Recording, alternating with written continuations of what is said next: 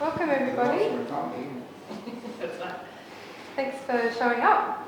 My name's Rhian, I work for Green Schools downstairs. I'm on the board of Totally Renewable Denmark, as is Kingsley, as is Don, as is a few other community members. A lot of them are kind of renewable energy experts. And we're actually having a strategic meeting next week to kind of plan our next year of Totally Renewable Denmark's objectives. These are currently our objectives. So our objectives aren't necessarily going to change, but we want to kind of prioritise where our energies are best served and what fast action we can make happen, and obviously productive action in the renewable energy, community renewable energy front. A bit of logistics. So I think you've probably all been here before, but the toilets are just out here to the back. If you need a drink, just grab them from there. We're going to be in here for an hour, listening to Kingsley and Don present all their expert knowledge about EVs, and then we're going to convoy over to Don's house and check out his home system and how he charges his car and things. There might be some people rock up back here. Welcome. Come take a seat. Thanks. We've got a few other people coming. We've got Mike here filming. If you don't want to be on camera, just let Mike know. He'll mainly be just filming the presentation.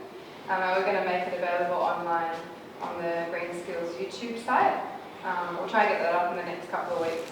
So when you're still buzzing off your awesome information load that you've received today, you'll be able to forward it to friends that you may have conversations with.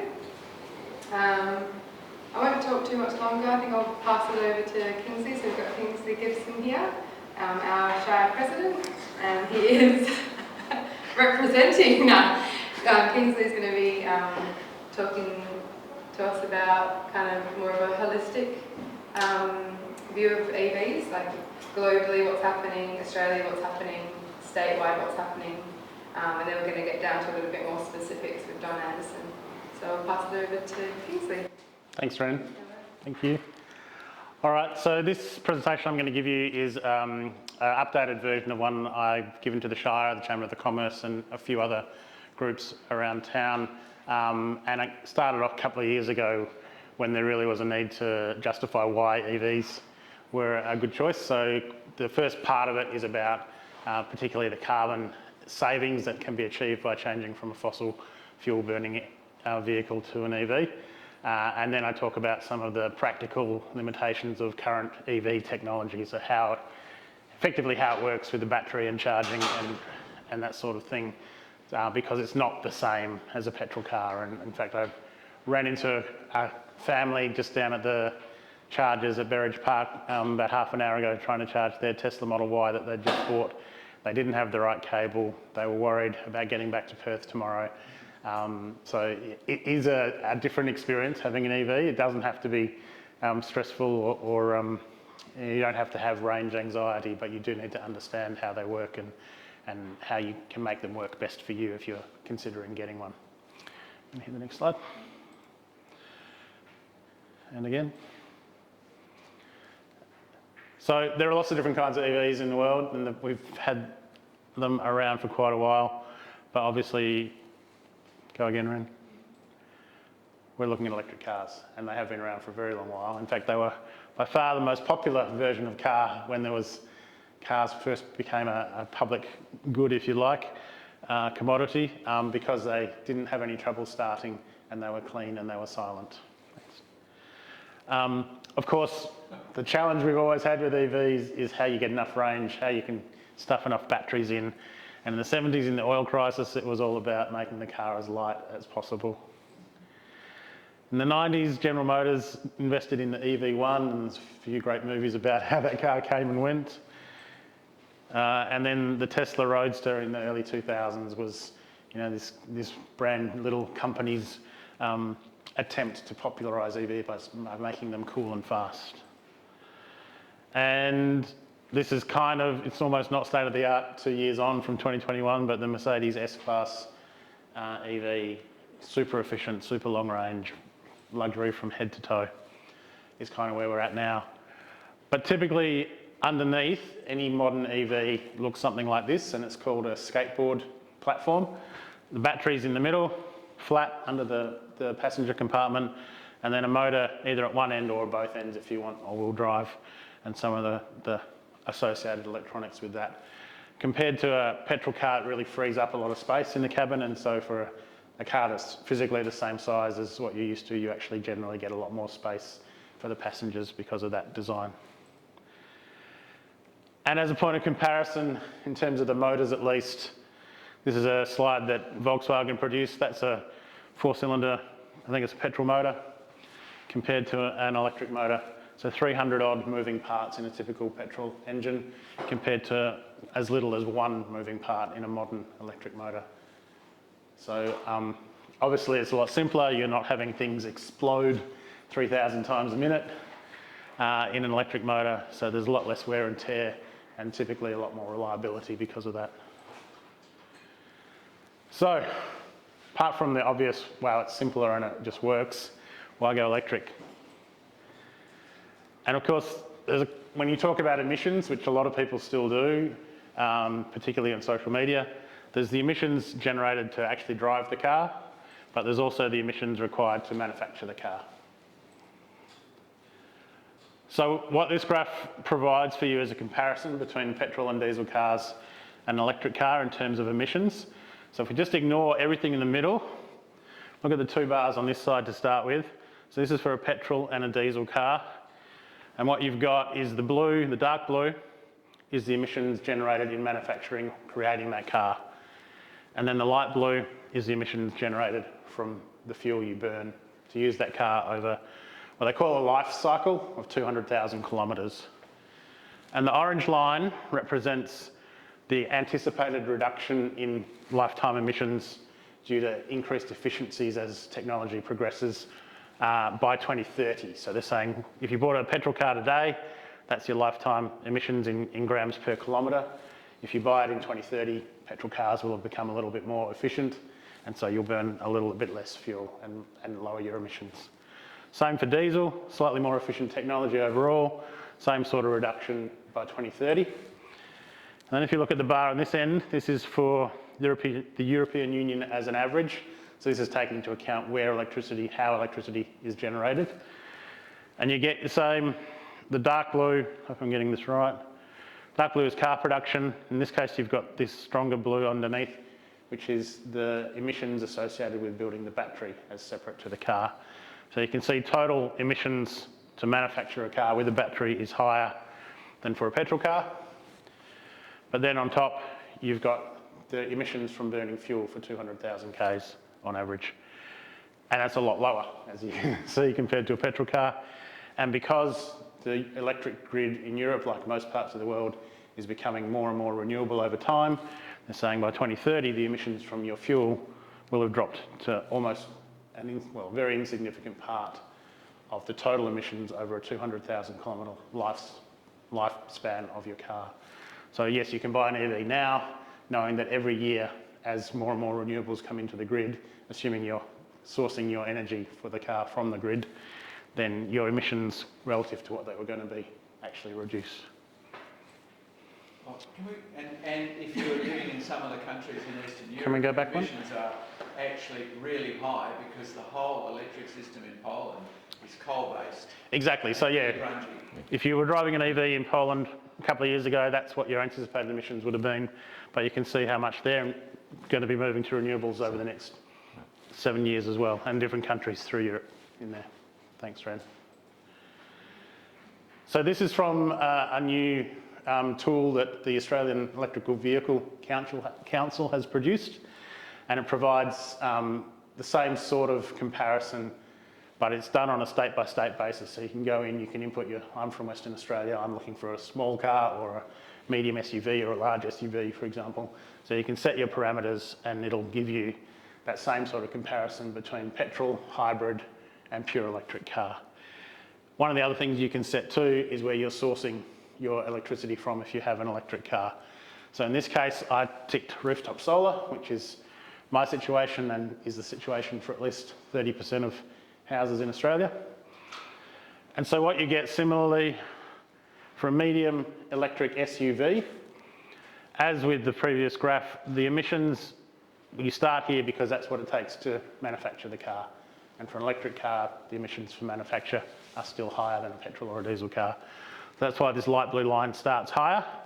But because the energy I'm putting into the car over that 200,000 kilometre lifespan of the car is virtually emission free, it's almost a flat line from there. So at the end of 200,000 Ks, the total tonnes of CO2 that my car has been responsible for over those 200,000 Ks has gone from, let's call it 11 to 12 or 13 tonnes in total. Comparison, a hybrid medium SUV, so a Toyota RAV4 hybrid, for example, lower emissions in manufacture because there's not a very big battery in those cars. Burns less fuel than a standard petrol car, but your emissions still climb up to around 40 tonnes in total over those 200,000 Ks. And then for a straight petrol, no hybrid, obviously you're burning more fuel, so you end up over 50 tonnes. So that's the sort of comparison that you can see. And again, breakdown in terms of emissions here. So green is vehicle production, the orange is battery production, so that's the split of where the emissions come from in terms of manufacturing the EV relative to just the green for manufacturing the hybrid or the petrol car, and then the cost of burning fuel. So you can see that with traditional internal combustion engine cars, which I like to call burners, the big cost in terms of emissions comes from burning the fuel. And of course, once you've bought that car, there's no escape from having to burn fuel anytime you want to go somewhere. And you can't retrofit that car readily. It's going to be a consumer of hydrocarbons and polluter for the rest of its life. Next one, Rhian.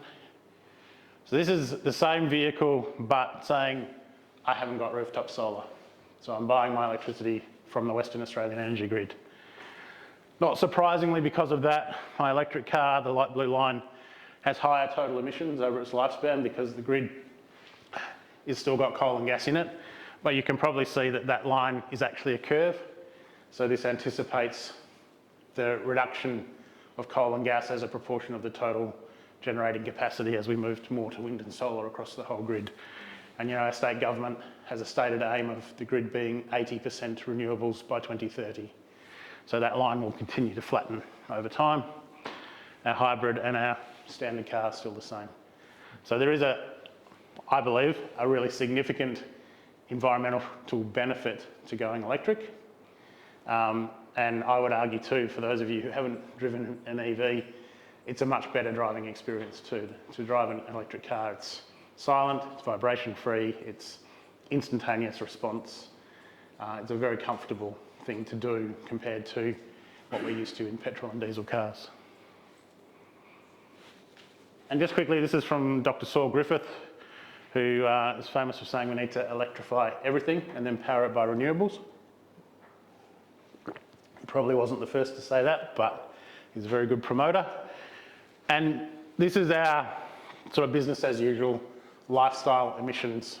So this is our household as well as our vehicle of a typical Australian household with a petrol car, compared to a household that's changed to entirely renewable energy and everything in that household is electric. So no gas cooktop, you've gone to an induction cooktop, not a gas water heater, you've gone to a heat pump water heater, that sort of thing. And you can see what a big proportion of our total energy and therefore currently total emissions our vehicle is responsible for. It's much more than the rest of our household combined. But as a proportion, it's still large, but much reduced, and the whole is much reduced if we move to this scenario where our house and our vehicles are all electric. So yeah, roughly a third of the energy required. What's the electricity generation loss? So just the inefficiencies in thermal generation.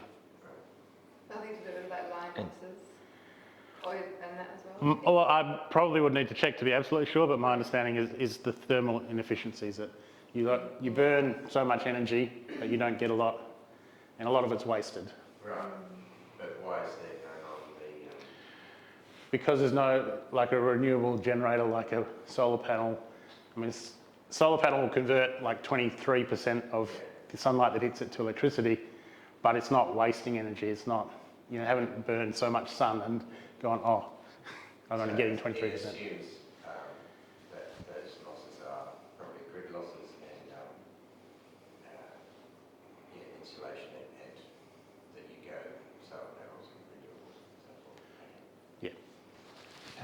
Fair? Yeah. I'm calling it thermal losses. Yeah, you burn a unit of coal and you get 0.3 of a unit of energy out of it because the rest's gone up the chimney. That is true. There would be transmission losses as well. For sure, but I guess they're equivalent, so perhaps not included. But yeah, the point is going all electric, including with your transport, reduces your energy requirements as well as your emissions really significantly. And in the graphs that I've showed you, obviously we've seen that the production of an EV is more energy and carbon intensive than a petrol car, but the manufacturers and the mines are moving towards reducing that production emission cost as well by beginning to convert factories and mine sites to being renewable and electric as well. So over time, yeah, so. Well, I mean, yeah, so the vehicle has got a lot less stuff in it except the batteries. I mean, in terms of a lot of that heavy machinery, precision milling and blah, blah, blah, that makes an engine. So I'm trying to work out how this relates back to the energy. The energy in the production of the car in those previous bar charts was pretty much the same. And we were adding the batteries onto it. Well, the battery was separated, but obviously you need a battery to make an EV work. Because the actual vehicle itself has a lot less energy investment in it because you're not making a big fat engine. You're making a big compressor unit to do aircon and stuff. So that it's like, well, that seems a bit counterintuitive. There's also a gearbox in there. Well, there's a gearbox in both of them. Yeah, that's right. So I'm saying, so that's the same. Your aircon, all that's the same. All the wheels and the axles are all the same. So I'm saying that the actual engine component, That's a small part. yeah, it's a relatively small. Okay. Yeah. And is Combustion engines have been, in place for a long time, so it's already very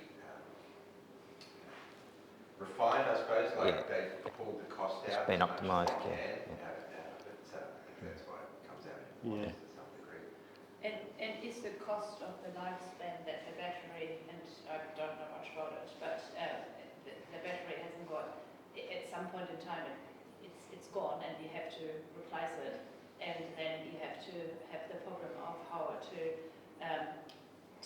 recycle that, or if it's not recyclable, is that factored into these things? I don't know if you want to go back a couple to the graph from the, one more. And- So recycling energy is accounted for in these graphs from the Electric Vehicle Council. So it is more energy to recycle an EV than the hybrid or the petrol, Yeah. but it's not a significant contribution to the total. In terms of battery life, which is really important and a question everybody asks, so I would anticipate for most people you're never going to need to replace the battery in your electric car.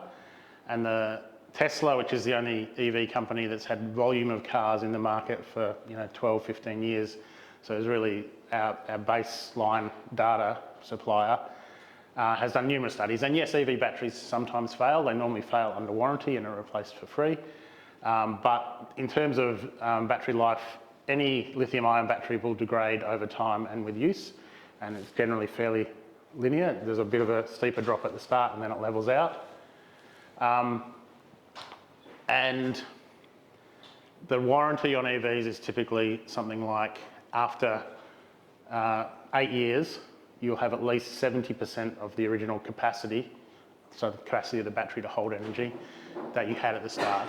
And the data shows that after 200,000 miles on average from Tesla vehicles, so that's 320,000 kilometres, Teslas have on average lost 12% of the battery capacity. So the battery still works fine, it just doesn't hold quite as much energy as it did originally. So that only becomes an issue if you're regularly needing the maximum range that that car can provide, in which case after a few years and you've lost 5 or 6% of its capacity, you'll find you're falling short. That's becoming less and less of a concern as more and more charging infrastructure goes in. But in terms of replacement, the batteries are typically rated for a cycle life, and it's generally more than 3,000 cycles, some of them 5,000, 6,000 cycles. So if you've got a car, for example, that has a 300 kilometre real world range and is rated, the battery's rated for 3,000 cycles, that's 900,000 kilometres of driving before you might expect the battery to fail. Now, very rarely in our world do we drive our cars for close to 1 million kilometres before they're scrapped because they're 10, 15 years old. And they are recyclable or not? 99% recyclable at the moment, probably moving to 100% recyclable. Yeah. Reusing them for other things as well, not just taking the components and recycling the components for the entire battery pack. If you've lost, say, 20% of a 50 kilowatt hour battery, it's still way larger than any household battery, so it can be reused for things like that in the future as well. Yeah, it's a good point. That linear degradation line, if it becomes the case that that battery isn't giving you the range that you want in that car, doesn't mean the battery's bad. It just means it's not suitable for that car or for your purpose. So you take it out, put a bigger battery in, use that battery in a stationary energy situation, or even in another car where you just derate it to the new holding capacity that it has and keep using it.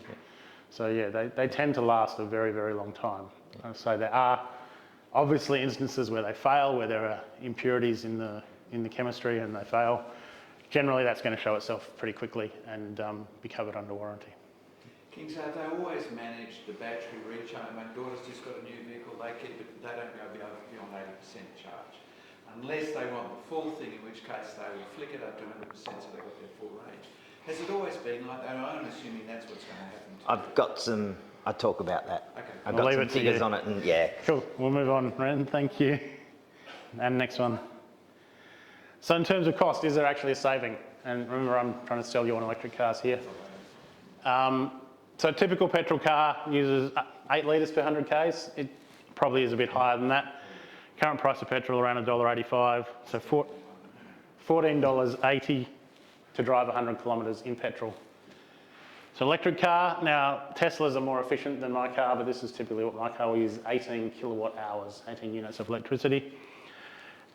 And I'm not being smart here, but there are situations where the cost of that electricity is zero, ranging up to about 60 cents at a fast charger. So zero, for example, would be, the example is at a commercial premises like the Shire, which has electric cars. Despite the fact that they've got solar power that provides a lot of the power to the admin building, if they have any excess solar, that gets given away to the grid for nothing. They don't get paid for that. So effectively, reverting that power into electric car batteries means power that was worth nothing is now charging your car and providing fuel. So effectively, it's a zero cost.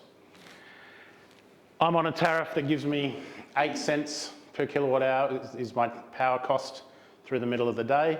That's because Synergy's got this problem where so much rooftop solar flowing into the grid that they want to incentivise people to use it.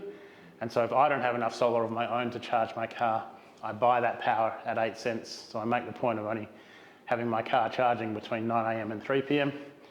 So the maximum pretty well I ever pay, unless I'm in Perth, for the to drive 100 k's around here is $1.44. So it's very cheap relative to your sort of $15 for a petrol car. And then if you're fast charging all the time, using the chargers out on the highways at the rest stops and so on, at 60 cents a unit, $10.80. So still, you know. That's also peak electricity time, like that variable tariff you're talking about. Yeah, sort of like the 9 a.m. kind of time frame is around 60 cents, isn't it, these days? No, not one. The peak time is the evening, so 3 p.m. 3 p.m. to 9 p.m. is the time to avoid using power. Yeah. Anywhere else in the circle of the day is cheaper. Yeah. Do you negotiate with Western Power for this 8 cents kilowatt? Do I what? Well, depending on your solar panels, or how does it work? Well, anyone can go on this tariff. It used to be EV It's a standard only. tariff, so yeah, anyone can go. I just want to change to that. Okay. Yeah. So the catch is that between 3 p.m. and 9 p.m. you pay 50 cents a unit, and that's when most people are coming home, cooking dinner, maybe running the aircon, the TV, etc. So it's when most households use most of their power. Once you've got an EV, that just flips around, and I should add that we have a small household battery. So what I do on a cloudy day when I'm not generating any solar power is I use the cheap power in the middle of the day to fill my battery, and at 3 p.m. I just switch to running my house on my battery, and it's all done by software. I just tell it what to do. So I buy no power through the night at 50 cents or any other price. Next morning, sun comes up, I'm starting to fill my battery. If I need to, I'll buy some more power at 8 cents a unit in the middle of the day. So I never, for my car or my house, never pay more than 8 cents a unit. And Western Power's happy with that because you're helping them with their overload projected overall. Yeah. So I'm playing the game that they made, and I think I'm winning. And yeah, so in terms of power bill, we ran 2 electric cars and a house. Admittedly, there's only 2 of us in the house now, but my power bill through this last 2-month period, because we've moved into summer, is going to be $90 for 2 months. So I'm fueling 2 cars and running a house for $45 a month. Next one. That supply charge, is that included in those figures? Yeah. So servicing. Now, some of you who have a Tesla in this room, you know there's no fixed servicing schedule. There's, the car itself monitors when it needs anything done to it. We have a Volvo. It's on a 30,000 kilometre service interval. It's free for the first few years, and then you see the things that they do. Well, they'll check your wiper blades and they'll do your brake fluid, but there's no oil to change, there's no filters to change, there's no radiators particularly to change. The battery is liquid cooled and does have a radiator, but typically that's quite a sealed system and very rarely needs maintenance. So the maintenance cost of any EV is really significantly lower than a petrol car. Think of the exhaust system as well, for example, no catalytic converter that needs wearing out and replacing over time. You also use your brakes a lot less on an EV than you do on a conventional car. They all have some form of what's called regenerative braking. Some are very strong, some are quite weak, but basically you lift off the accelerator and the car flips the motor into a generator. So it just reverses the polarity and captures the kinetic energy of the car and puts it back into the battery. So in our cars, that will bring your car to a full stop, and once you get the feel for that pedal, it's called one pedal driving. You never touch the brake pedal, you just lift off at the right moment and come to a stop at the stop sign or the traffic lights, press again to go. So you're not wearing the brake discs and the rotors as well. Probably the only thing that EVs can have higher consumption of is tyres, because they're fun to drive and the torque is instantaneous. So there's no getting your revs up to get good torque. So if you plant your foot, the car just bolts. And so there'll be a bit of tyre slip on the road, a bit more than a petrol car typically. But once you get over the fun factor a little bit, it settles down. Next. So in terms of charging and the practicalities, this is the WA government's EV charging rollout across the state. So the green ones are the chargers that are up and running as of, I took this off their website yesterday, I think it still might be a little bit out of date. The yellow ones are still being installed, but the plan is for there to be a charger at least every 200 kilometres, which for any modern EV is well within range. So it means you can travel from the very north in Kununurra all the way around through to the border with South Australia without having any problem finding a charger. Now that's only the state government's charging network. There are other charging networks like the Tesla network. Ampol is putting in chargers.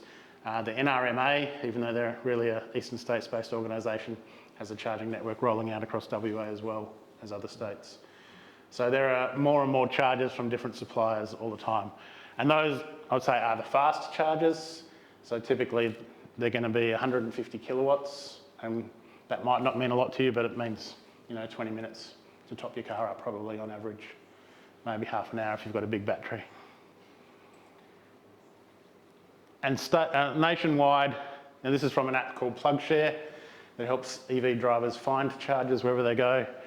So just an indication of the fact that the charging network is pretty widespread, and once they all come online, travelling anywhere through the major highway systems, at least of Australia, will not be an issue at all.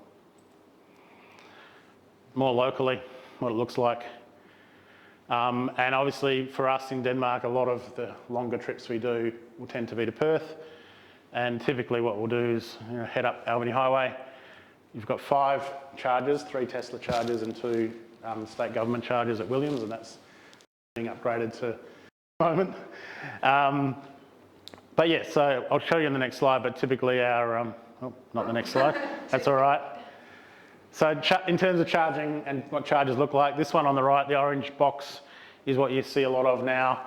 So it can charge 2 cars at once. That's what they've got at Williams, and we'll have at Kojonup in terms of the state government network, and can charge you relatively quickly. So again, that 20 to 30 minutes to fill the car up.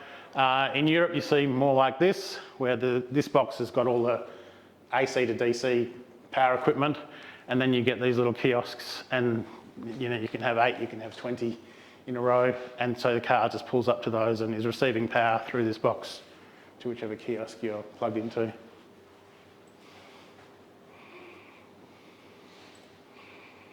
And again, scenes from Europe, so Tesla supercharger station with, I think there's probably something like 30 chargers on that one, and so in the backs of, or in some cases the fronts of what were petrol stations across Europe, that's what you're starting to see rolled out, that the charging infrastructure is taking over, and they're actually taking petrol pumps out in some countries as the demand for liquid fuels is reducing. So there's definitely a need for them to be of a fair size because of that duration thing. Yeah, but remembering that 90% roughly of all charging is done at home. So it's only if you're on a longer trip that you'll need to use that sort of charging infrastructure. So it's not like everyone in Perth is looking for these chargers at the local airport. They're all charging at home for the most part. Yeah. Yeah, okay. I'll try and whiz through it. Yeah. Okay. Sorry, I'm running over time. I need to pick it up. Oh no, I was just saying, I was just asking Jonathan's presentation is similar length, and it is, so if we want to try and keep it around the hour mark, can everyone hold on to their questions until the end? Yeah, keep it in your mind or write it down. I'm looking at you, Simon. No, it's really great, like all these questions, like you're wondering them, then everyone else is probably wondering them too, but if you can write them down on your phone or in a notebook or in your mind, and we'll answer questions at the end. Yep.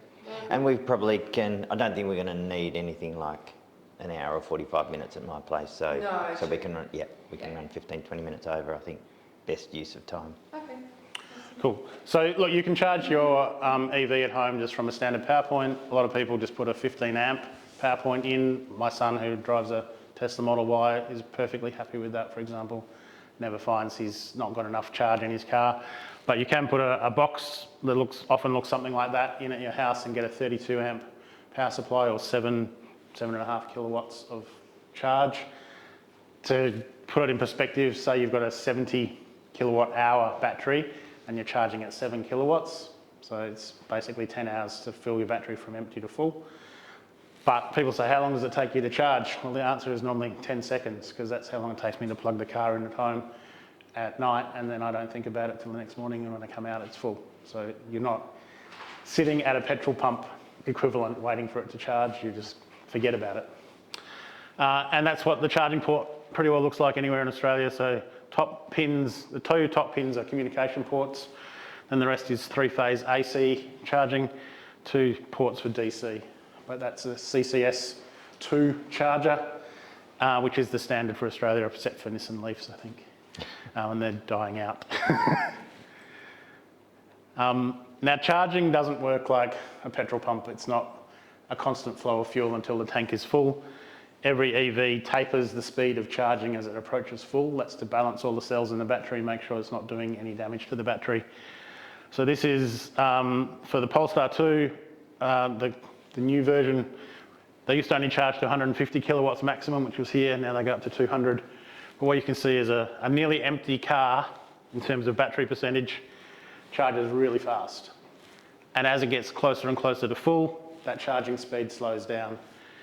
Around 80%, most cars, it drops quite significantly, and that last 20% of the battery is charged at a relatively slow speed to balance those cells and make sure you're protecting the chemistry. So typically what that means is when you're on a road trip, you never will charge over 80% because it takes too long. And it's better to charge quickly, maybe even only to 60%, and drive to the next charger than to wait around until you get to 100%. And because that last 20% can take as long as the first 80%. So you're better just to unplug and go as long as you can reach the next charger. And a slightly different charging curve. This is for the Kia EV6, the car that Don drives. because it's got a different voltage architecture, it's 800 volt rather than 400, it can actually charge at a really significant rate for quite a long time, and then it starts to step down. But again, at around that 80% mark, it really starts to taper off. So whereas at home, it doesn't matter, you're charging slowly and you can charge it through to full if you need to overnight. When you're out on the road using those fast chargers, you'll typically never seek to charge your car to 100%. So I've used an app called a Better Route Planner that helps EV owners to plan trips, and said, okay, I'm driving, I wish I was, the brand new Polestar 2 long range vehicle, which notionally has a range of 650 kilometres. And that's based on what's called the WLTP standard. That's assuming roughly 60% of your driving is around town and only 40% on the highway. Speed uses a lot more energy with EVs, makes them less efficient. So if you're doing a long road trip like this, you're never going to get anywhere near that 650 k's range. And this app takes account for that. And so I've said, okay, what if I want to get to Perth in this car? And I've assumed I'm starting with 100% charge. It's telling me it's 420 k's, 4 hours and 9 minutes of driving. And I don't need to stop to charge, but I will get to Perth with 8% left in my battery. At which point, obviously, I will need to charge before I start driving around the city. So even in a car with that sort of range, it probably makes sense that I will stop and charge somewhere along the way so that I don't get to where I want to be doing things and not have much power left. Now, this is a Tesla Model Y, same scenario. This is the most popular EV in Australia. In fact, third most popular car in Australia in the last year for sales. Same scenario, I want to go to Perth. I've started with 100%. It doesn't have as big a battery, so it won't make it. But it's saying you'll get to Williams, to the Tesla chargers, with 14% if you leave Denmark with 100. And in 14 minutes at those chargers, you'll be back up to 60%. At which point, it's suggesting you can leave for Perth and still get to Perth with 10%. Now, if you want to get to Perth with more than 10%, obviously you stay a little bit longer. I guess the point I'd make is typically that 14 minutes at the woolshed in Williams, time to grab a coffee and go to the toilet, and you're probably rushing to get back to your car, as my son often says when he's charging his Tesla there, to get it out of the way to make sure you're not holding it up for the next person. So just quickly, what's the future? So that's the Ford F-150 Lightning, which is quite a popular EV in North America. Obviously no engine in the front, or not, well, there is one down at the axle, but plenty of room for storage, and it has multiple power outlets for tradespeople to run power tools from as well. Electric buses, I think roughly 80% of all new buses in China are electric. New South Wales and WA and other states are experimenting with them, but the technology is pretty well established. And Volvo currently is the only manufacturer selling this size of truck as a fully electric option in Australia, but others are coming. And most people want to know about hydrogen. Why we're not using hydrogen as a fuel. So just quickly, it's not very efficient. Certainly not when you can have a vehicle that has a reasonable range based on batteries. So if you just look at batteries, to charge the battery from power, roughly 97% of the power that comes into the car can be stored in the battery. When you're pulling that power out, you lose about another 3%. So overall efficiency is around 94%. Hydrogen, to turn electricity into hydrogen, is about 80% efficient, so you lose 20% straight up. Then you have to compress it, store it, cool it, transport it, and then get it out. It's only about 60% pulling it back out. So even ignoring the losses through compression and storage, you're at 48% efficient. So in terms of the electricity that you're putting in to provide transport, you need double the total electricity capacity to do hydrogen at least than to use battery electric vehicles. So it's a relatively inefficient means of providing energy. And should be one more. So I'll let you read them. This imagines a world where we all drive electric, and would you go back to petrol?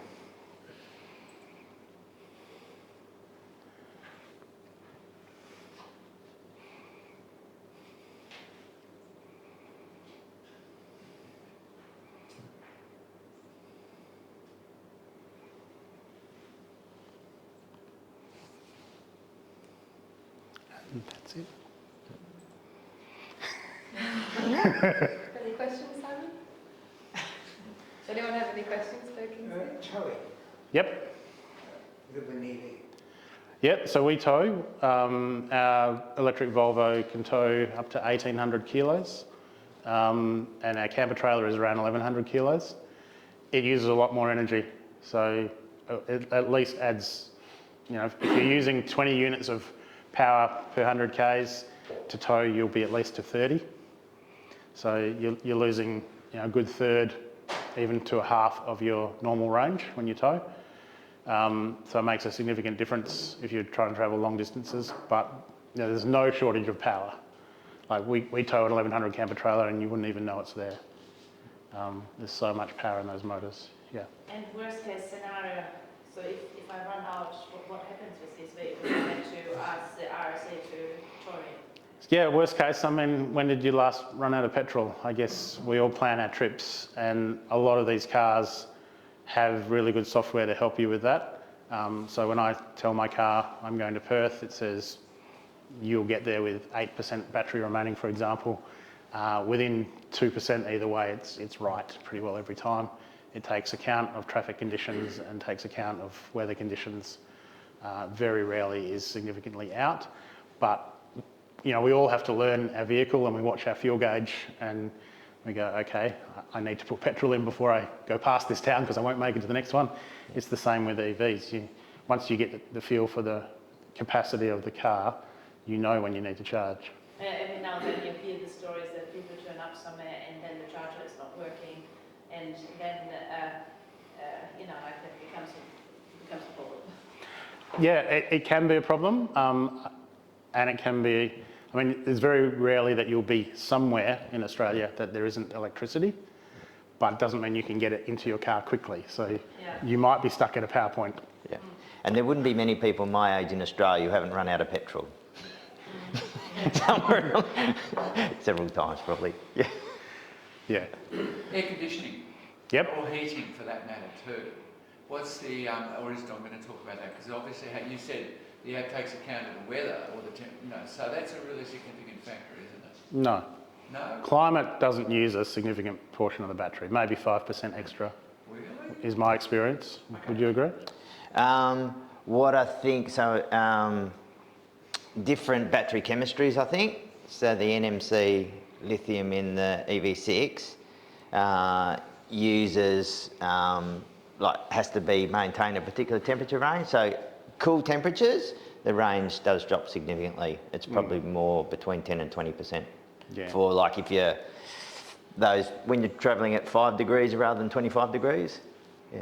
Yeah, sorry, but it's not heating. It's not the cabin. It's not the cabin. It's the battery it's that battery is using the energy to keep it. Well, okay, so what I've read says that you're running a compressor, you're running a reverse cycle aircon to either heat or cool the car because there's no heat source that's sitting there. My daughter's got a brand new Tesla Y with a completely clear roof, and she said she got into it and the car was like so hot inside.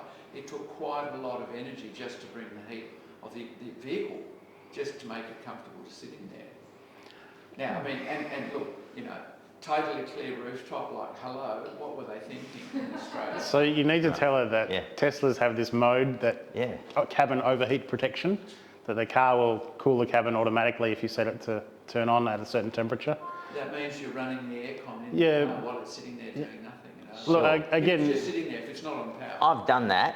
It dropped like 1%, like I was in Perth, So it's not a not a big. In terms of cabin heating or cooling, heat pumps it's are not really a lot efficient. of power. So Well, that's what I thought, And are you meant to be just only charging the car always to 80%, because you're always saying 100 for the life of the battery? Should it be on 80 or is it okay 100 or occasionally? I've got some graphs and some information. I'll go over that. Yeah, it does depend on what sort of battery you have, but we'll leave Don handle that.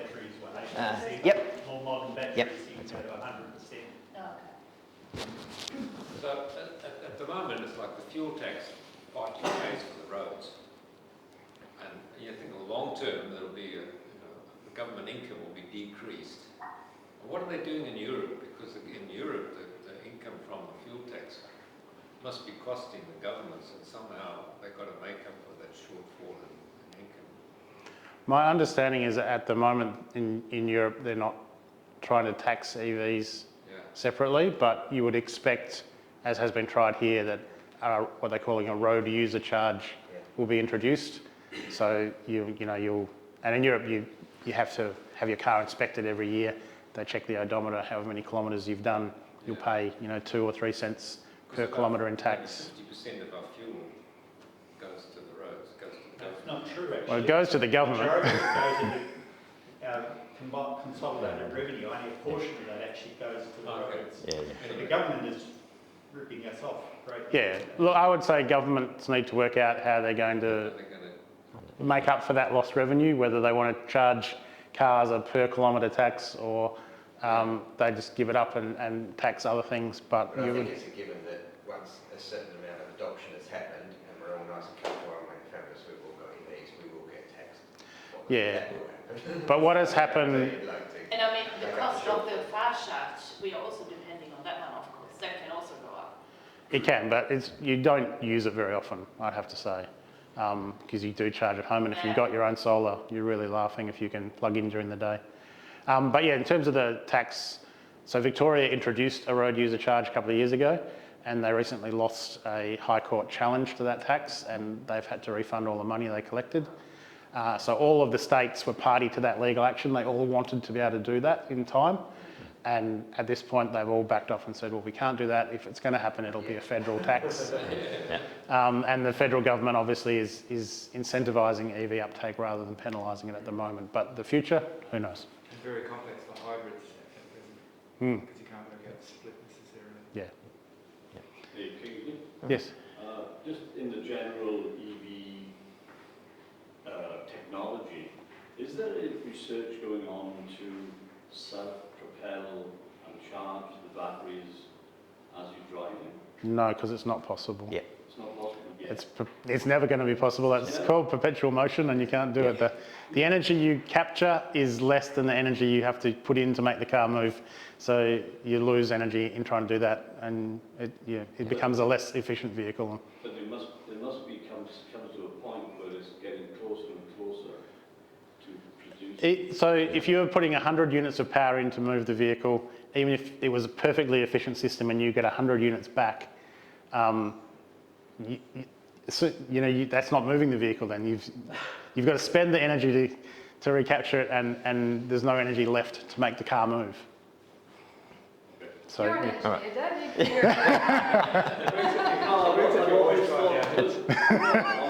On a push bike, you used to have the old dynamos producing light.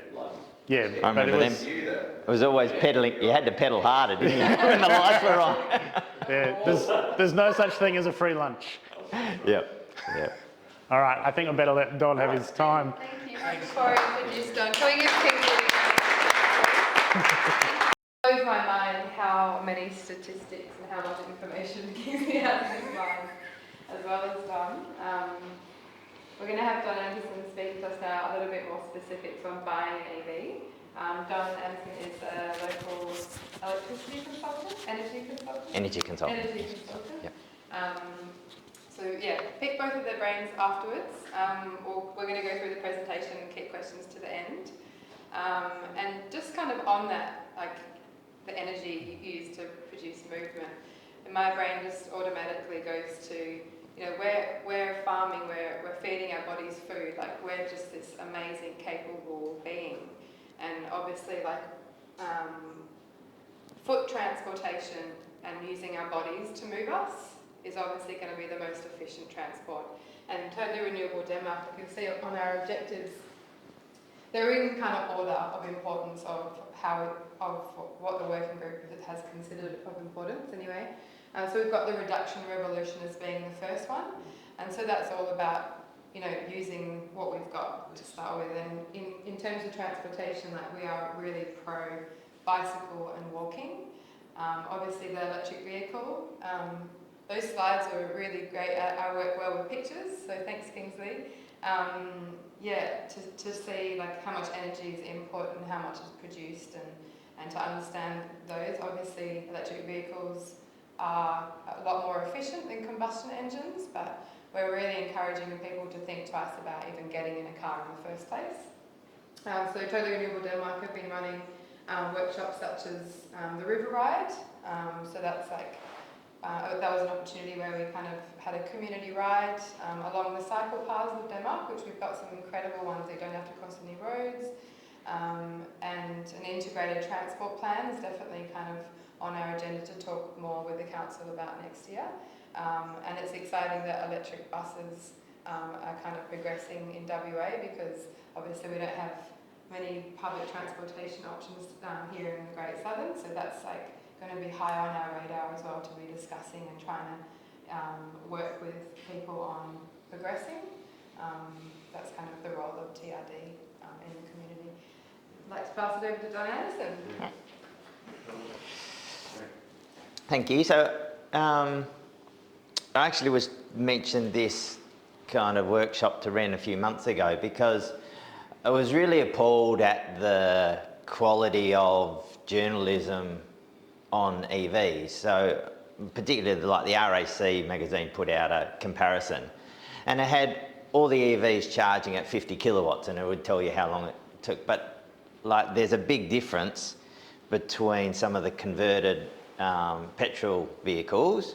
They can charge at 50 kilowatts, but not much more. So that compared to a Polestar or an EV, it looks the same, and it really wasn't giving people much of a flavour of what was important. So that's sort of where it came from.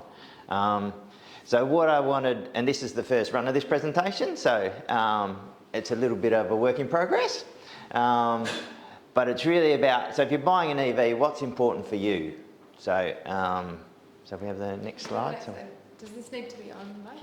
On done? I've got one. That was Kingsley's. Yeah. Ah, yeah. awesome. Yeah. Okay. So just flick this through. So real world range. So as Kingsley said, WLTP, or World Harmonised Light Vehicle Test Program, which is like a standard driving pattern they use to work out what the range is. So typically that sort of sits around 16 kilowatt hours per 100 kilometres. If you're sitting on the highway, and in my car, I'm sort of getting about 20 kilowatt hours per 100 kilometres. So the quoted WLTP range for the EV6 is 528 kilometres, but actually, realistically, I'm only getting 422 kilometres as a usable highway range. So if it's really cold, I get significantly less. So the winter range can drop at 20% if it's like really cold. You know, if you're travelling up north through the middle in winter, that can really be a significant thing. And then the range is always down to 0%, which on my car and probably most of the cars, you get a low battery warning at 10%. So really, they've got large range figures, but actually what you want to use is a lot smaller than that. Next slide. So Kingsley's covered this, so that's the global mobility platform, which is the skateboard design. So there's really two different types of EVs in my mind. So ones that are designed as an EV from a ground up, they tend to be more efficient, they're more capable, and they're more expensive. There's another version like that are hybrid or engine vehicles that have been converted to EV. So obviously there's some compromises in that conversion process, but they tend to be cheaper because a lot of the design and manufacturing is already there for the manufacturer. So it's good to be aware of those two differences. Yeah. Okay, so this is some testing done by a university of the cells that go into an electric vehicle battery. And so what they've done, so when you if you charge them right to full, you're effectively charging the individual cells in the batteries to 4.2 volts. If you charge them to 80%, you're only charging them to 4.06 volts. And so this shows the difference in battery degradation. So we're starting the normalised capacity, starting at 100%. So if we're only charging to 80%, you've after 3,000 cycles, you haven't even degraded the battery 10%. Whereas if you're always charging to full, you're only going to get sort of 2,300 cycles, let's say, before you've reached that 80% of capacity left. And that's important because traditionally in battery use, 80% is regarded as end of life for that battery. So, 3,000 cycles, so if we go to the next slide, done some calculations around this. So for my car, EV6, it's got a 77 kilowatt hour battery. Real world range, normal driving conditions, about 430 kilometres, that's what the car shows. If we take off the 10% that's at the bottom end, I'm down to 387. But if I only want to sort of use this sort of most economic and efficient range, I'm down to sort of 300 kilometres. So the difference is, if I was charging to 100% all the time, by the end of the battery life, I'd get to 890,000 kilometres, which, yeah, that's right. You know, so how quickly are you going to get there? Our car usage, we're doing about 50,000 kilometres a year. But still, that's 18 years of use. So, and if you're only charging to 80%, you're going to get a lot further. So that's a much better maintenance program than your petrol or diesel vehicle, which you're going to need to overhaul somewhere between 250,000 and 500,000. But you just don't need to worry so much about whether you can get the battery out of your car and replace it, because it's not going to happen. You're going to get wear and failure on other components, whether that's or just simply age. So things just break when they get really old. Don, what is actually meant by cycles? So it's when your battery goes from full, you discharge it to empty, and then you charge it back up again. So it's the amount of time that you charge the car? No, the number of times you do that. So if I hop in the car, it's full, I drive to Perth and I charge it up again, that's one cycle. But because 2,300 doesn't seem too much of a number, but obviously it is. No, but for most people, that would probably be a week.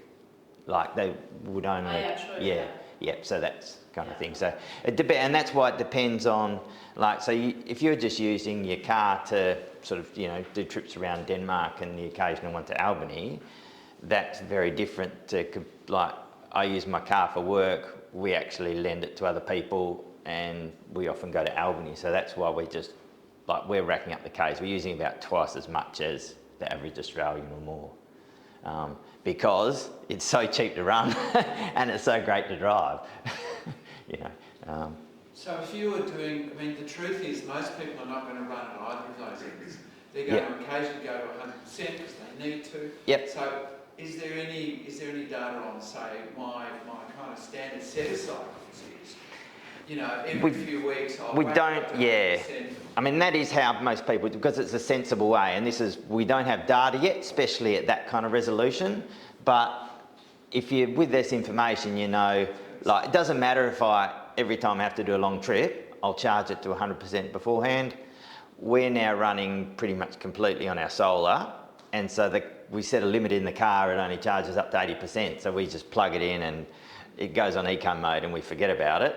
And then when we're going for a longer trip, we just take that off, let it charge to 100%, and away we go. Yeah, I think you can worry too much about whether you charge it to 100%. I think my son is worrying too much. Yeah. Next slide. So Kingsley sort of covered this. So DC chargers, the RAC highway, particularly in the southwest, there's a lot of 50 kilowatt chargers, which are quite nice. They work well. Park there for an hour or half an hour, and you get a good solid charge. AC chargers, typically your home chargers or ones in businesses, like the one at Berridge Park, those lower range kind of ones, and your home chargers. So most cars come standard with a 2.4 kilowatt charger, which is just plug into a power point, plug it into your car, and they can go up to 11 kilowatts. Some will go up to 22 if you've got 3-phase, but most people would probably only have single phase at their home. So your you're up to 7 kilowatts. Yeah, it's like the power connection for your oven. It's 32 amp power supply. Yep. Just have it dedicated for your car if you want it Yep. charged that quickly. Yep. Right, next slide. Okay, so we're going to have a bit of a game. Pin the tail on the EV. So, I've just thought we can look at the differences between different kinds of driving. So, so I've got taxi, which is it's commercial use, so you're doing a pretty consistent probably amount of driving. It's all during the day, so you're not at home to charge during the day, but you're going to be back overnight. Rural driving, actually I'll come back to that one. So commuting, so running around, maybe you're doing 100 k's to Albany and back. That's probably the biggest commute that people would do. There's a road trip, so you tend to going to be on the highways, doing a long trip, might be Perth, might be further. I've got a trip planned up to Exmouth next year, and with the charging network on the highways, I can do that quite easily. Rural is, I'm not on major highways, but I'm doing, you know, I'm going to Nowanup, or I'm going to somewhere sort of in the middle where I won't necessarily have a charger at that end. So I've actually got to get there and back. And that's not one that's talked about much because it doesn't really exist that much in Europe and other places.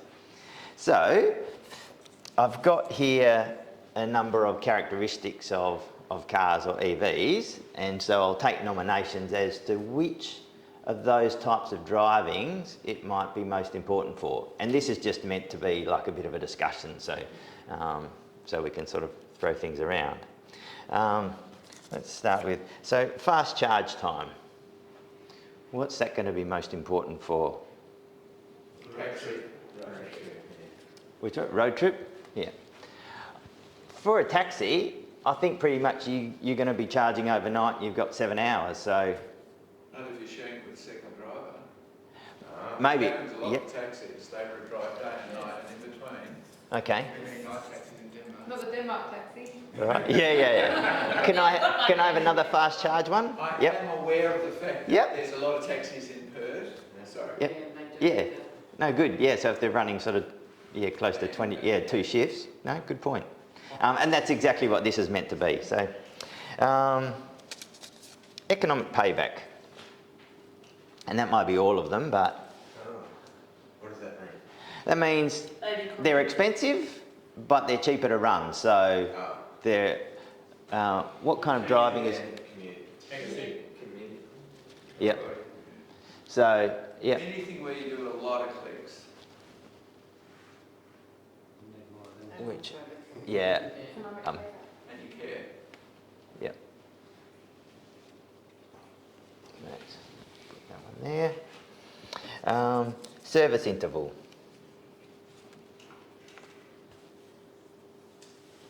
I don't know, commute, I don't know. Service interval is There's sorry, I'll go. Electric vehicles usually have a much longer service interval than ICE vehicles. There's no right answer, so it's not a trick question. Anywhere where you're going to do a lot of clicks. Yeah. It starts really So, yeah. 50,000 k's a year, you'd be doing, you know, in a normal car, you've got 5 services. Yeah. 6 services. So it's going to be.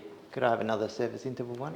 No, you don't need another service interval. In the electric car, you don't have to do it for years. There we go. Put one up there. Just need one for 10 grand. Yeah. Comfort. commute then. Yeah. Need to have money there. Yeah, I think it's probably both of them. Road trip as well. Yeah. How about we And taxi or maybe. pop it in the middle? Driving a taxi, wouldn't it? Yeah.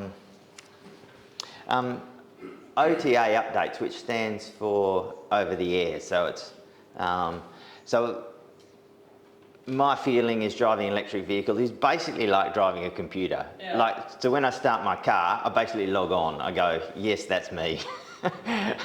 The Kia is not quite as modern as or electronic as some of the others, but essentially you're driving a computer. Are some of the new ones, like, can you get non-super computer-y ones?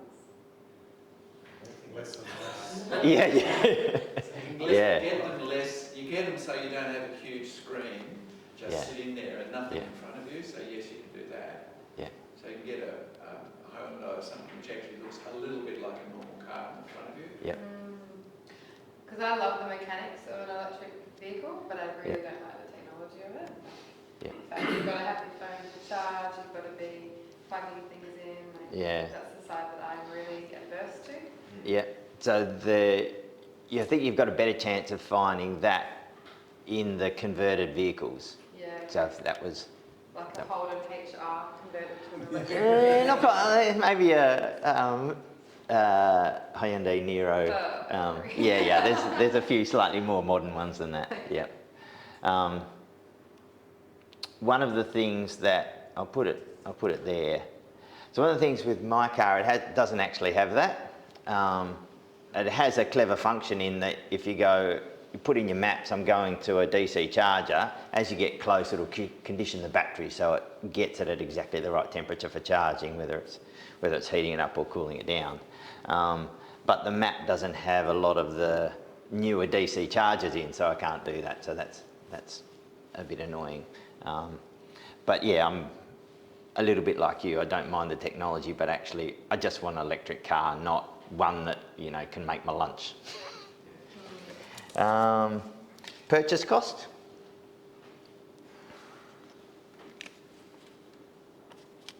Or commute, maybe, that's your general. That would, yeah, because That's like, so the further you drive it, the bigger your savings are. So you're probably going to be less sensitive, I think, to purchase cost, or, you make it part finance or full finance because it's just going to pay for itself. But perhaps if you're getting it for a commute, not so much. Okay, if you haven't got very much money, the purchase cost becomes much more significant. You're not going to buy, you're not going to spend 90 grand on a flash new toy. Yep. And then your service interval, your economic payback, and your purchase costs all become more significant. Yep. Yeah. That's all right. I was just battery range. And rural, Yeah. Yep. Thanks. Dealer network. So look, we were just talking before. There's just an absolutely appalling lack of service when you buy an EV. It's really, here you go, drive away. It's like and the cars only have like a 10 amp charger in the back. They don't tell you much about, the different charging networks and for some you'll need to bring your own cable and others you don't, and which apps you need to look at. So, I think as much as anything that was a prompt to talk about that. So that's why you met those people down in... Exact market, I don't know, but all the EV manufacturers seem to be equally bad in terms of that car delivery. Yeah, like Tesla's particularly bad in that it's a warehouse, like take your car and leave. If you've got a paint damage or anything, report it on the app, don't even spend time here looking at it. Get your car out of the warehouse so we can move the next one through. But it's also because it's such new technology. If you bought a Model T back in 1914, you would have faced exactly the same problem. But probably someone would have shown you how to crank it. yeah. And where the fuel filler was. Well, they don't even get shown where to plug in. I would expect a salesman at least to shake my hand and say, well done, and off we go. Go pick it up. Yeah. I mean, you guys are spending at least 2 hours, I would say, today trying to understand Yeah. EVs better. Yeah. And when people have to buy the car online, so there's no opportunity to speak to them, right? And then rock up to pick it up and then get But with Yeah. Tesla, they'll drop it off here free at your house. Yeah. Yeah. They'll drop it off, but they won't explain it to you. But No, yeah. the guy dropping it off is Yeah. the car driver, Yeah. the area driver, Yeah. just doesn't know anything. Yeah, so of course people are going to have the experiences like the family I ran into this morning, and it doesn't help the cause by any means. It's not just EVs. I mean, I was a very early adopter of a Mac and used to get beautiful, almost hardbound manuals and stuff. And over the years, it's gradually got worse and worse and worse and worse and worse. I mean, the most recent laptop I got basically nothing. so EVs are rushing very quickly to that part of the service, which is It's all online. It's and all- it's yeah. all in the screen. Yep. It's in it. What happened to you, John, when you bought your... what you... Yeah, so I actually bought it from a dealership. I went there and grilled the salesman on like his terms and conditions and everything about the car. And so I went to the same dealership. So I did get to shake his hand, and he said, "Here's the keys." Yep. And yeah, essentially off you go. And then I found that the car didn't actually have a paper manual. It was you were just meant to download it from the website, and the Kia website wasn't up to date. So even from a traditional dealer network, absolutely terrible. That's insane. I mean, your car's not cheap and you don't get a No, manual. and because it's not cheap, they're going to be bought by people sort of my age and above. It's going to be the first time they've driven an EV, right? So the need for education is actually large, I think. Yeah. Yeah. It's called YouTube. I don't want to distract you too much, but did you have to sign a privacy agreement in order to drive the car? I was reading about this with it, No. not only electric but petrol cars with the over-the-air stuff, that because you're buying software, you have to agree to the terms of... and No. there's privacy stuff in there that But I you can monitor your this. did, when I was getting the car insured, the recommended insurer from Kia had a clause in it saying we don't cover any electronics or essentially, so you're going, man, this whole car's a computer, you're out. Yeah. So yeah, while you're touching on insurance, so you have to have special insurers for... No, so I'm insured with RAC, so they are getting up to, but I had a 6-month wait for my car, which you don't now, but when I bought it, the car wasn't listed actually on the insurer's platform, which is actually not an uncommon experience. But when you go and test drive them, like I went test drive the Tesla on a Saturday morning, and there were just hundreds of people, and you basically just go in, show me your driver's license, it's out there, it's free, come on, hop in, okay, but basically just show you a couple of things, like 2 minutes, I'll see you later. He said, there's a track, follow the track. He said, I don't want to follow the track, I want to be on the freeway. Okay, just go wherever you want, bring it back in half an hour. And that was it. And it's just like, and out you go. And there's just people, just like they had 6 or 7 cars, every half hour, just in and out of that Tesla place. And they basically just, away you go, there it is. There's not sit down, watch a half-hour video. I'm not doing you basically 2 minutes, hop in, off you go. So it probably, there's actually a really good EV community, and so probably there's finding people around that are willing to show you their car. And but I don't think there's a lot to it, is what I'm trying to say. In 2 minutes, there's your car, catch you later, sort of thing. You don't, what do you need to do? There is a lot on it that you can do a lot more. But basically, they're just so bloody simple. That is interesting. Like with that, like it is a new skill set, because it's a new technology and there's a new skill set that comes along with it. And you're right, I was going for a little drive from a dealership. There's not a lot to know, but in terms of taking it home, and you've got to know everything you can about charging it, and then about planning the next trip. Like there's a lot to know about that. And then there is a lot of shared EVs at the moment. Like at the council, they've got people using these EVs that have never used them before. And we had a recent forum where there was a lot of local governments there, and I was having a little chat to some of the different local governments in the Great Southern, and they were saying, oh yeah, we've got a new EV, and quite often people are given the EV, like, take it out, give it a little bit of a run through, and people do get stuck out because it is a new skill set. So I guess a little like segue to our sponsors for running this event, like TRD are funded, like our workshops are funded by the Denmark Community Wind Farm Inc. Sustainability Fund. So the people that invested into the wind farm, a little bit of their money is going off towards kind of sustainable initiatives. And the workshops that we're running, like this one here, are funded by those. So it is really like community education funded by community.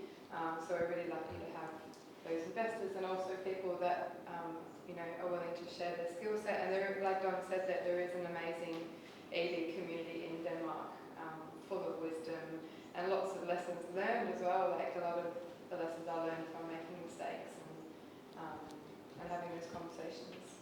Yep. Yep.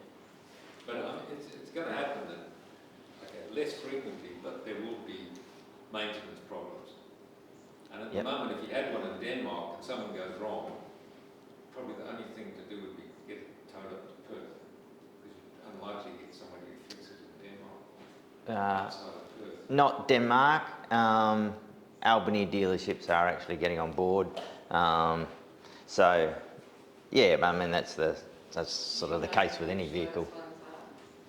I only know Kia because that's the brand that I drive. So I don't. They're actually now they're selling EVs, actively promoting them. I just work in a visitor centre, and it's questions I've been asked when Right. I'm in a visitor centre and Yep. couldn't find anything. It'd be really Yep. handy for them to know. Yep. Yeah. I spoke with Jordan at Denmark Mechanical, and Yep.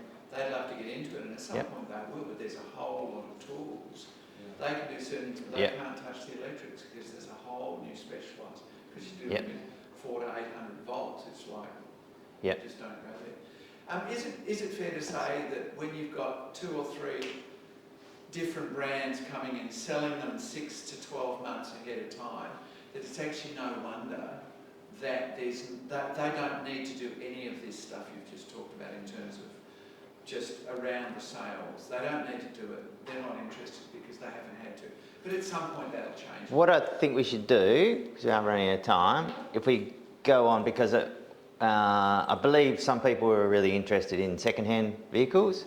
So I think that's a more useful conversation. So really limited market. Perhaps, so it was sort of 2022 when we sort of got a flood of Tesla 3s coming in, which were bought, I think there's quite a lot of them went into government and commercial markets, which will be usually turned over every 3 years. So, so you might see that coming. Nissan Leafs are sort of, for the last 10 years, mostly, have been really the only electric vehicle that's been available. There's been in any quantity. So they're possibly, some of them are okay for commuting, but they didn't have a liquid cooled battery, so the batteries are often quite degraded.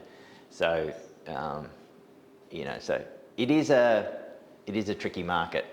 Next slide. So this was a search on car sales. 8 used electric cars under $30,000 in all of WA. And pretty much they were all Nissan Leafs. Yep. Above there was and you need to go up to $50,000 or $60,000 to actually get other vehicles.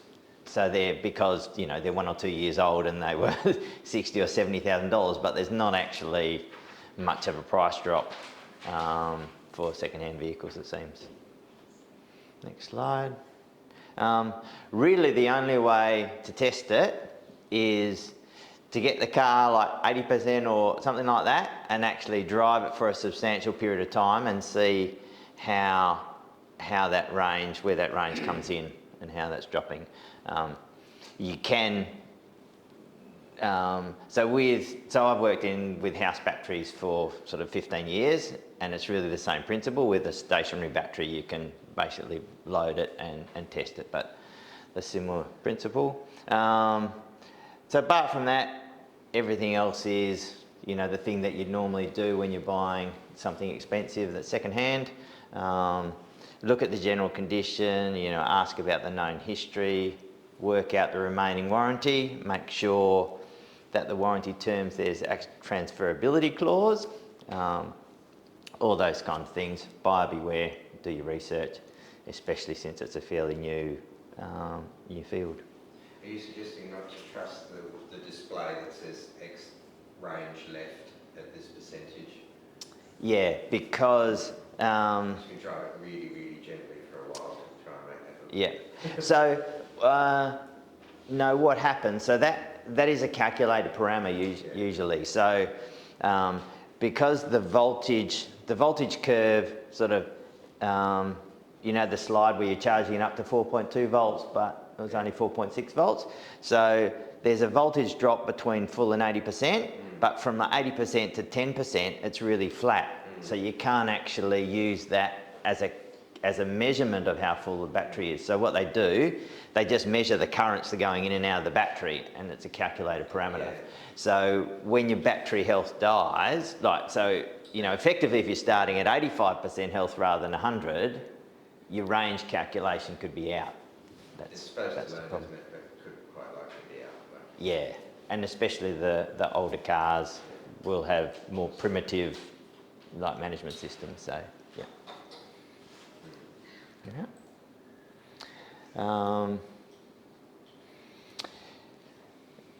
So home chargers, so you've got different types there. As like anything, there's some cheaper ones and some more expensive, more complicated ones. You can get a generic charger which basically turn it on and it'll just charge at a set rate. There's what I've called solar chargers, so chargers that either physically measure any electricity that's being exported or surplus to your requirements, and then the charger can charge at that rate. So that's quite effective. Some of them, it's sort of almost anyone who makes electronics has now got an EV charger to add on. So almost every solar inverter manufacturer has an add-on EV charger, and that sort of is just a bit nicer. So you've got one sort of platform communicating on your electrical requirements. It's easier to manage as a home system and get the best out of it. There's a function which I'll show you on the solar charger at my place, which is a next trip charger. So I can set that with the app to whatever I want it to be, and now I've got it set to 100 kilometres. So if I come home and the battery's fairly low, I can just put it on next trip and it'll just charge 100 kilometres into the battery overnight. So I know that's what will get me to Albany and back, which is most of my sort of longer general driving. So there are quite a few differences in the different home chargers, and they're worth thinking about. What kind of driving patterns you do. When is the car going to be available to be charging? If it's mostly at home during the day, that's really easy. Like you just charge it on solar or grid, and it will normally use the solar in preference, any excess solar, and top up with the grid electricity. The next one, I think that's just about wrapped us up. Yep. Okay. Yes. Okay. So we're actually on Inlet Drive. That's our house. It's a gravel driveway. But what I'm suggesting is you go past there, turn right on Red Gum Lane, and I've put there's a couple of sort of orange vests out there. If you just park on the verge there, and then walk past the caravan to the shed, and I'll meet you there. What's your street address? I just want to thank you all for being here. It's really, really great turnout. Like I said, the video that Mike's doing, thank you Mike, is going to be available on the Green Skills YouTube site, hopefully in the next week or two. Our next TRD workshops we're not going to do any over December, January, because a lot of people are away. We're going to have another one in February, and it'll probably most likely be another on and off-grid solar workshop. The last one was really well attended. There was about 40 people. We went to Rod and Gainer's house in town and checked out their all-electric household that was on-grid, and then we went out to a couple's house out Shadforth Way, and that was off-grid. So that was a really interesting field trip, so it might do something similar to that. I would like to thank the Denmark Environment Centre for having us in their space today, and also acknowledge, I should have done this at the start, but acknowledge the Bibbulmun Menang people of the country that we're all standing on and living on and pulling resources from. Just really quickly, at the moment in Green Skills we've got this free water efficient showerhead swap, so if that interests anyone, have a look at that poster. Can I get anyone So grab one of these Totally Renewable Denmark brochures that I printed out. There's some more on that table over there. It's got a little bit about Totally Renewable Denmark on there, a little reminder about upcoming events. And what I'd encourage you to do on here, we've got next steps. So if you're inspired at all from this event and you're like, oh, you know, just put down your next steps. It might be towards an EV, it might be towards getting fitter and getting on your bicycle. I know that's one for me. Oh yeah, and also in relation to the Denmark Environment Centre, and I wanted to let you know that there's a raffle. So this little box on the table over here is full of goodies from the dam, valued at about $250. The raffle tickets are $5, and it goes towards the Environment Centre, which are doing an amazing projects, a lot of advocacy work, running the shop. So if you come over and see me, if you want a raffle ticket, it's $5 and it's drawn on the 20th of December. Can we just have another big round of applause for our amazing...